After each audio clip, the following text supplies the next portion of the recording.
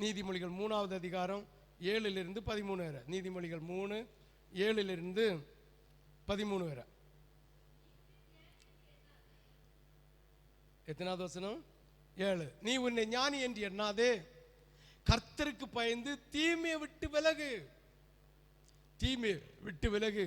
நீ ஞானி என்று எண்ணாத. கர்த்தருக்கு பயப்படுகிற பயம், அதுதான் ஞானத்தின் ஆரம்பம். 8. அது உன் நாபிக்கு ஆரோக்கியமும் உன் எலும்புக்கு ஊனுமாகும். உன் பொருளாலும் உன் எல்லா விளைவின் முதற் பலனாலும் கர்த்தரை கனம் பண்ணு. அப்பொழுது உன் களஞ்சியங்கள் பூர்ணமாய் நிரம்பும், உன் ஆலைகள் திராட்சரசம் புரளும். இத ஆவிக்குரிய வழியில சொல்றேன்.